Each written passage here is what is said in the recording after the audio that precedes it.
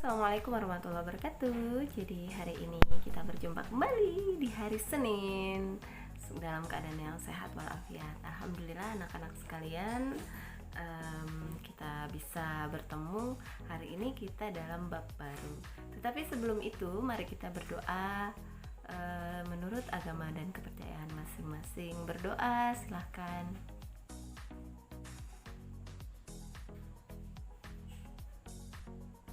Selesai. Anak-anak sekalian, alhamdulillah ulangan tengah semester telah berlalu dan hasilnya sudah didapatkan oleh gurunya sebagai bahan pertimbangan sejauh mana kemampuan kalian dalam pelajaran di bab 4 dan bab 5. Oke, untuk kedepannya kalian harus mempersiapkan diri dalam mengikuti ujian semester genap ya. Ini adalah proses di mana kalian bisa naik kelas apa tidak, seperti itu. Hari ini kita akan membahas tentang bab 6, yaitu daerah dalam kerangka negara Indonesia. Kita tahu di Indonesia ada berapa provinsi? 34 provinsi. Nah, itulah yang disebut dengan daerah. Daerah juga yaitu kabupaten atau kota ya, ada dua. Kalau provinsi daerah tingkat 1, kalau kabupaten dan kota daerah tingkat 2. Itu semua yang dikatakan daerah. Seberapa pentingnya sih kabupaten, kota, provinsi ini untuk Indonesia? Apakah penting atau tidak, atau bisa penting bisa tidak? Ya, jadi itu nanti dijawab penting nggak, seberapa penting. Bisa dipresentasikan seberapa pentingkah kabupaten, kota, dan provinsi di Indonesia, berapa persen pentingnya untuk Indonesia. Oke, itu yang pertanyaan pertama. Jika penting, kenapa dia penting? Itu ya, nanti kalian jelaskan sebagai tugas pertama. Baru masuk ya, sudah tugas, nggak apa-apa. Biasa kalian kan bersemangat luar biasa. Oke, tujuan kita hari ini supaya kita tahu bahwa ternyata daerah ataupun kota kita atau provinsi kita itu penting apa enggak untuk Indonesia. Ya, jadi jangan sampai merasa kecil hati. Oke, saya ini daerah ini, jadi kayaknya enggak dianggap deh sama Indonesia, enggak dianggap deh sama negara. No. Jadi di sini kita akan mempelajari tujuannya untuk menganalisis kita penting apa tidak ya, dan menumbuhkan rasa cinta kita kepada Indonesia akhirnya melalui kedaerahan kita. Tuh. Oke, menurut masa lalu ya, kita kembali ke masa lalu. Ada banyak perjuangan ya.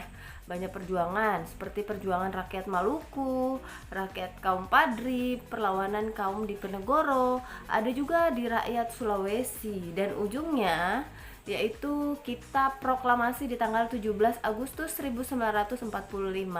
Di situ sudah tidak berjuang secara mandiri atau tidak sendiri-sendiri.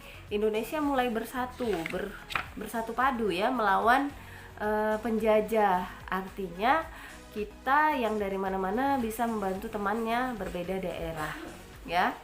Kemudian terjadinya proklamasi itu ada sejarahnya juga. Ada yang menculik si ini, kemudian menculik golongan tua oleh golongan muda, dan terjadi juga ketegangan-ketegangan di dalamnya. Kenapa kok bisa tegang ya? Mengapa terjadi ketegangan antara golongan tua dengan golongan muda? Ya, pada saat tanggal 16 Agustus 1945, rombongan dari Rengas Dengklok itu ya. Jadi ada sebelumnya. Jadi ada begitu mendengar, golongan pemuda ini begitu mendengar adanya itu yang ngebom. Di mana itu bomnya? Ya di Jepang, Hiroshima dan Nagasaki. Itu mendorong bahwa wah, ini lemah nih, Jepang lagi lemah nih. Gimana kalau kita membuat kemerdekaan kita, memproklamasikan kemerdekaan kita, atau menginformasikan kepada orang sekitar bahwa kita sudah merdeka. Gimana caranya nih? Ya, disinilah kerja para pemuda bersemangat sekali untuk mengejar kemerdekaan yang ada di depan mata ya. dengan cara menculik Soekarno dan kawan-kawannya yang merupakan golongan tua, diculik, dibawa ke Rengas Dengklok. Jadi kalau kalian sering dengar kisah tentang Rengas Dengklok, itu adalah kisah atau sejarah mengenai kaum tua yang diculik oleh kaum muda, ya seperti itu. Di Rengas Dengklok terjadi perselisihan antara kaum tua dan kaum muda. Kaum muda itu pengen segera untuk memberikan atau membuat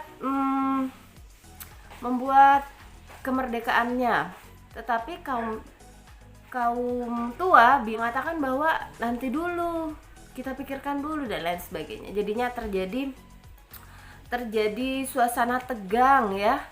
Tetapi karena kaum muda yang memberikan semangat luar biasa, akhirnya kaum tua menyetujui diadakannya kemerdekaan Indonesia. Kemudian dari Rengas Dengklok ya menuju ke Jakarta, mempertimbangkan berbagai tempat yang aman untuk membahas proklamasi. Ada rumah Laksamana Muda Maeda ya sebagai tempat menyusun naskah proklamasi kemerdekaan Republik Indonesia di kediaman Laksamana Muda Maeda yang beralamat di Jalan Imam Bonjol nomor 1. Ya, disinilah disusun teks proklamasi. Meskipun nggak dapet ya persetujuan dari Jepang, Insinyur Soekarno dan Muhammad Hatta segera merumuskan teks proklamasi dengan tulisan tangan sendiri. Kalimat pertama berbunyi, "Kami rakyat Indonesia dengan ini menyatakan kemerdekaan Indonesia." Kemudian diubah menjadi, "Kami bangsa Indonesia dengan ini menyatakan kemerdekaan Indonesia yang berasal dari Ahmad Subarjo." Ya.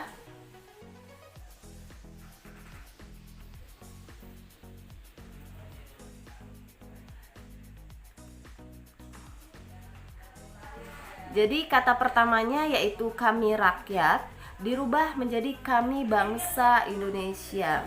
Ditulis oleh Bapak Insinyur Soekarno dan Muhammad Hatta. Kemudian kalimat kedua yaitu, jadi kata pertama itu berasal dari Bapak Ahmad Subarjo, kalimat kedua yaitu Soekarno, hal-hal yang mengenai pemindahan kekuasaan dan lain-lain akan diselenggarakan dengan cara yang secermat-cermatnya serta dalam tempo yang sesingkat-singkatnya. Kedua kalimat ini kemudian digabung dan disempurnakan oleh Bapak Muhammad Hatta. Jadi kalimat pertama Bapak Muhammad Ahmad Subarjo, kalimat kedua dari Bapak Soekarno, dan diramu menjadi satu oleh Bapak Muhammad Hatta, seperti teks proklamasi yang kita lihat zaman sekarang yang sudah jadi ya. Kemudian Insinyur Soekarno meminta semua yang hadir menandatangani naskah proklamasi itu selaku wakil-wakil bangsa Indonesia. Namun Soekarni itu adalah pimpinan golongan muda ya. Soekarno diculik oleh Soekarni ya. Kalau Soekarnonya kaum tua, golongan tua, kalau Soekarni golongan pemuda.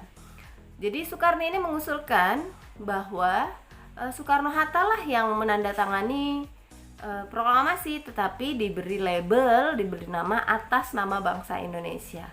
Selanjutnya Insinyur Soekarno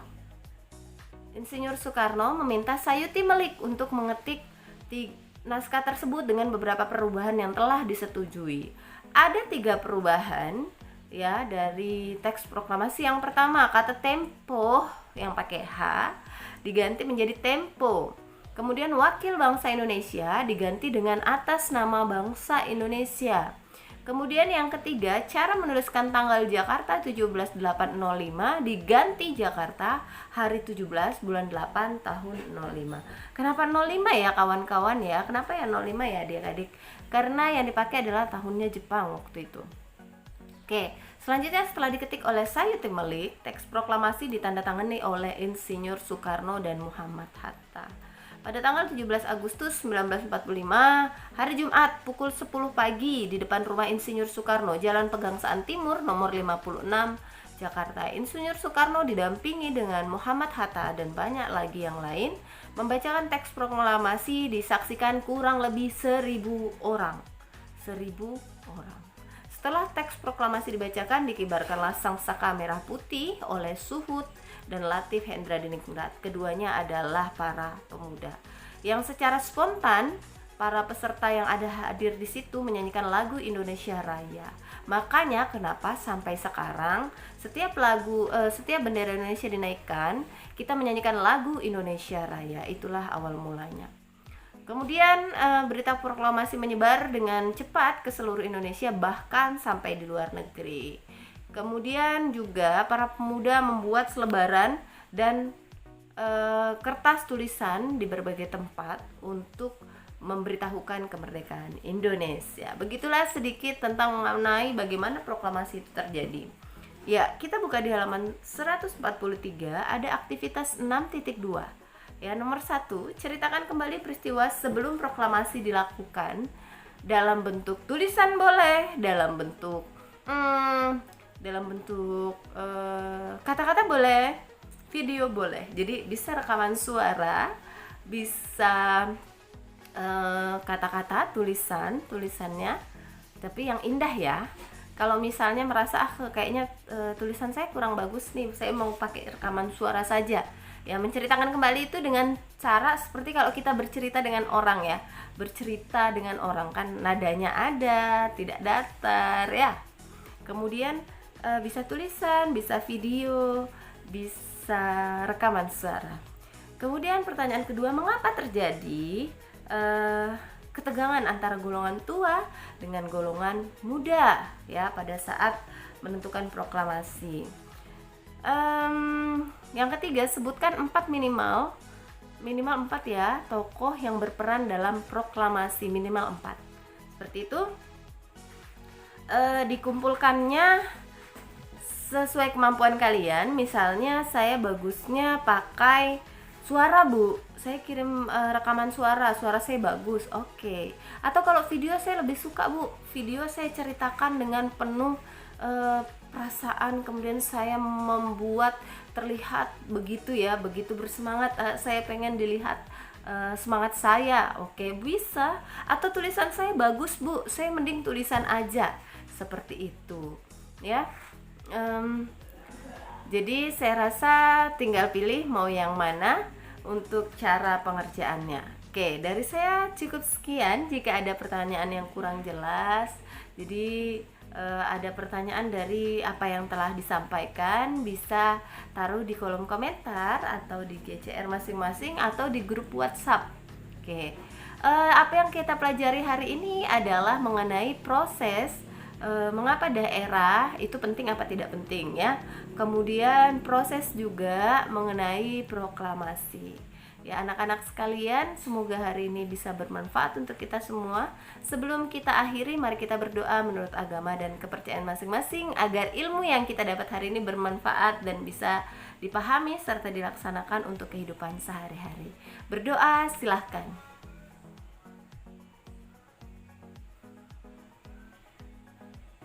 Selesai. Terima kasih atas perhatiannya. Sampai jumpa pekan depan. Assalamualaikum warahmatullahi wabarakatuh dan selamat pagi.